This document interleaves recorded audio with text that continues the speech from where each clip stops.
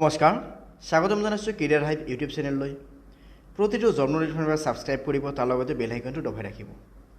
so আকৌ মই লৈছোঁ নতুন এটা জব নোটিফিকেশ্যন যিটো নোটিফিকেশ্যন জাৰি কৰিছে SFIOৰ পৰা তাৰমানে চিৰিয়াছ ফ্ৰড ইনভেষ্টিগেশ্যন অফিচাৰ ইয়াতে টোটেল ভেকেঞ্চিজ কিমান আছে টোটেল ভেকেঞ্চি আছে আমাৰ 13,300 যাৰ চেলাৰি আছে আমাক 69,100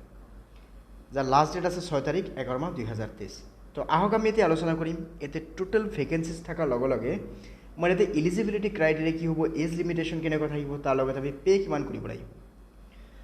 সো ফাৰ্ষ্টত কি কোৱা হৈছে young professional law the candidate should be a law graduate candidate কি হ'ব লাগিব লৰ পৰা গ্ৰেজুৱেট হ'ব লাগিব দ্যাট মিন্স LLB কৰা হ'ব লাগিব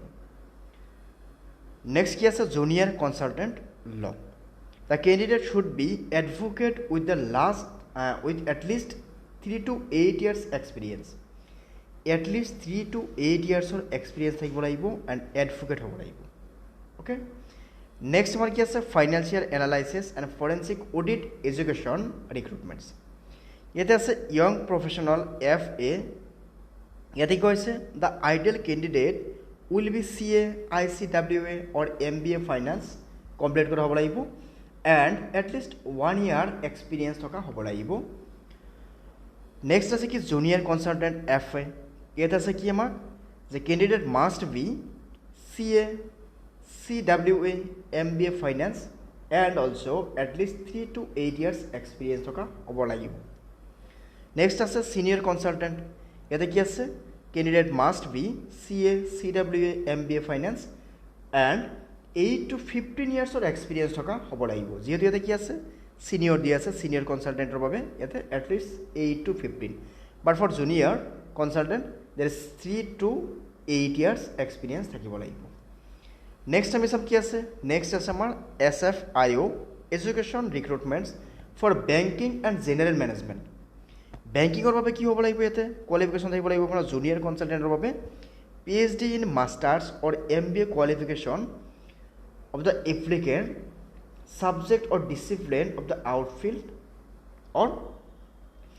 3 years কি থাকিব লাগিব পোস্ট কোয়ালিফিকেশন এক্সপেৰিয়েন্স মানে কি হ'ব লাগিব at least PhD কৰা হ'ব লাগিব নাইবা MBA কমপ্লিট কৰা হ'ব লাগিব তাৰ লগতে 3 ইয়াৰ্ছৰ এক্সপেৰিয়েন্স থকা হ'ব লাগিব তেতিয়া হ'লেহে জুনিয়ৰ কনসালটেন্টৰ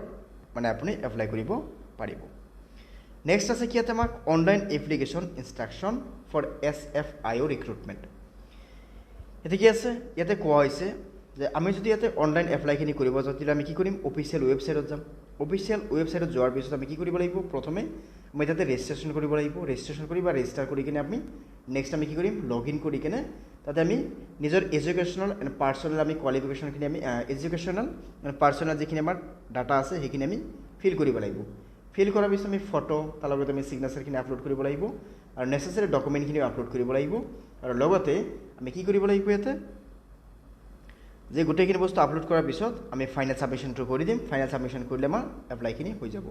আৰু ইয়াৰ এক্সামটো কেতিয়া হ'ব এইখিনি বস্তু আমি পিছলৈকে যেতিয়া নোটিফিকেশ্যন আহিব নিশ্চয় আপোনালোকক জনাই দিম তাৰ বাবে আপোনালোকে আমাৰ চেনেলটো সাবস্ক্ৰাইব কৰি ৰাখিব লগতে বেল আইকনটো দবাই ৰাখিব সো আকৌ লগ পাম আমি পৰৱৰ্তী ভিডিঅ'ত